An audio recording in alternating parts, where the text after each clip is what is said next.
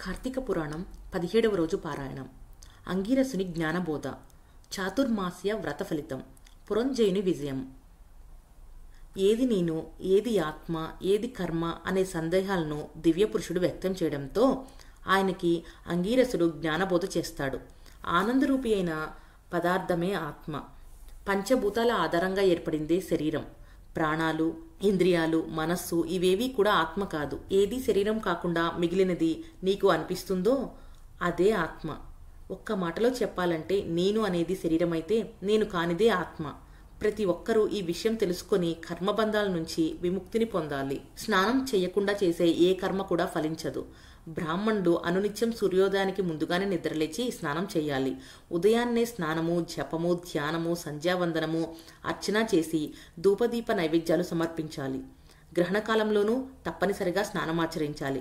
బ్రాహ్మణుడై ఉండి ఉదయాన్నే స్నానం చేయకపోతే అనేక పాపాలను మోయవలసి వస్తుంది. నరకంలో అనేక బాధలను అనుభవించవలసి వస్తుంది. ముఖ్యంగా కార్తీక మాసంలో స్నానం చేయకుండా అసలే ఉండకూడదు.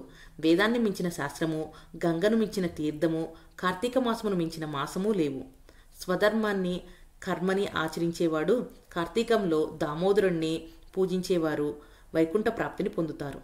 ఆషాఢంలో యోగనిద్రలోకి వెళ్లిన శ్రీ మహావిష్ణువు కార్తీక శుద్ధ ద్వాదశి రోజున నిద్రలేస్తాడు.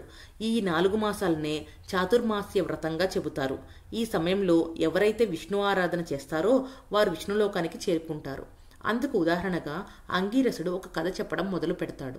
ఒకసారి నారద మహర్షి వైకుంఠానికి చేరుకుంటాడు. భూలోకంలోని పరిస్థితుల పట్ల ఆయన ఆవేదన వ్యక్తం చేస్తాడు.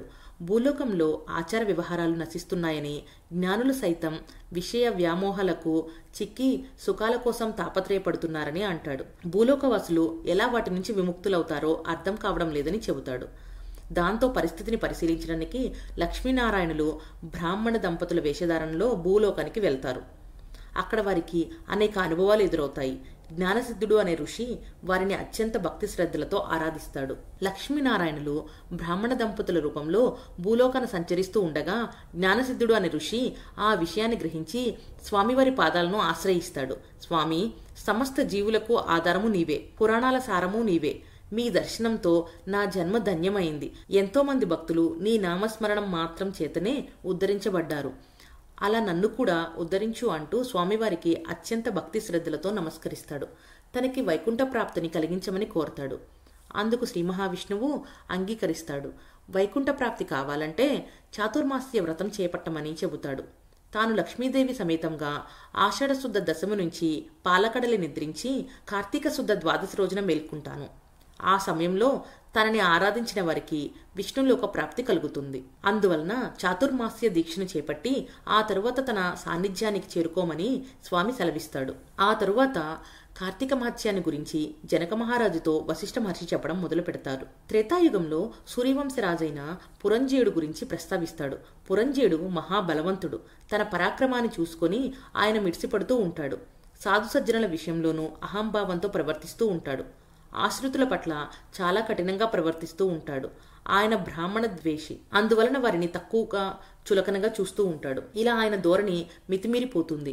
ప్రజలంతా కూడా ఎంతగానో ఇబ్బందులు పడుతూ ఉంటారు. ప్రజల్లో అసంతృప్తి ఉన్నప్పుడే ఏ రాజునైనా తేలికగా ఎదుర్కోవచ్చని శత్రురాజులు భావిస్తారు. ఒక పథకం ప్రకారం శత్రురాజులంతా ఏకమై పురంజయుడిపై దండెత్తుతారు. ఈ విషయం తెలియగానే ఆయన కూడా తన సైన్యాన్ని తీసుకుని శత్రు సైన్యాలను ధైర్యంగా ఎదుర్కొంటాడు. పురంజయుడు తనపై దండెత్తి వచ్చిన కాంబోజ రాజును, ఆయనకి మద్దతుగా నిలిచిన రాజులను ఎదుర్కొంటాడు. 2 వర్గాల మధ్య యుద్ధం భయంకరంగా జరుగుతూ ఉంటుంది. ఇరువైపులా ఉన్న సైన్యం నేలకూలుతూ ఉంటారు. ఏనుగులు, గుర్రాలు కూడా కుప్పకూలిపోతూ ఉంటాయి. పురంజయుడు, కాంబోజరాజు ఒకరినొకరు తీవ్రంగా గాయపరుచుకుంటూ ఉంటారు. ఇద్దరి శరీరం కూడా రక్తసిక్తమవుతుంది. పురంజయుడు నీరసించిపోతాడు. కాంబోజరాజు మాత్రం మరింతగా విజృంభిస్తూ ఉంటాడు. ఇంకా కాంబోజరాజును ఎదుర్కొనే శక్తి లేకపోవడంతో యుద్ధభూమి నుంచి పురంజయుడు పారిపోతాడు. నేరుగా అయోధ్యలోని తన అంతఃపురానికి చేరుకుంటాడు. తన విశ్రాంతి మందిరంలో విశ్రాంతి తీసుకుంటాడు. జరిగిన యుద్ధం తాలూకు సంఘటనలు ఆయన కళ్ల ముందు కదలాడుతాయి. దాంతో యుద్ధభూమి నుంచి పారిపోయి రావడం ఆయనకి అవమానంగా అనిపిస్తుంది. దాంతో ఆయన మనసు ఆవేదనతో నిండిపోతుంది. ఆయనతో ఎంతో చనువుగా ఉండే ఆస్థాన పురోహితుడు సుశీలుడు అక్కడికి వస్తాడు. యుద్ధభూమి నుంచి పారిపోయి రావడం గురించి ఆలోచన చేయవద్దని, మరుసటి రోజున శత్రువులను ఎలా ఎదిరించాలనే విషయాన్ని గురించిన ఆలోచన చేయమని చెబుతాడు. యుద్ధంలో ఆయన శక్తి క్షీణించడానికి కారణం ఆయన ధర్మాచరణ చేయకపోవడం, దైవానుగ్రహం లేకపోవడం అని చెబుతాడు. దైవానుగ్రహం కోసం శ్రీ మహావిష్ణువును సేవించమని అంటాడు. అది కార్తీక పౌర్ణమి కావడం వలన దీపమాలికలు వెలిగించి కార్తీక వ్రతాన్ని ఆచరించమని చెబుతాడు. సుశీలుడు చెప్పినట్టుగానే ఆ క్షణం నుంచి ఆయన తన అహంభావాన్ని వదిలేస్తాడు.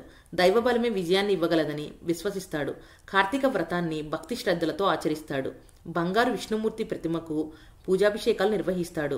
భగవంతుని పట్ల పూర్తి విశ్వాసంతో మరుసటి రోజు యుద్ధానికి వెళ్తాడు. కాంబోజరాజుపై విరుచుకుపడతాడు. దైవబలం కారణంగా పురంజయుడి దాటికి తట్టుకోలేక శత్రువులు పారిపోతారు. అలా ఒక అనూహ్యమైన విజయాన్ని సాధించిన పురంజయుడు దానధర్మాలు చేస్తూ ప్రజలను ఎంతో ప్రేమతో పరిపాలిస్తాడు. అంత్యకాలంలో శ్రీ మహావిష్ణువు స్మరిస్తూ వైకుంఠానికి చేరుకుంటాడు. కార్తీక పురాణం 17వ రోజు పారాయణం సమాప్తం.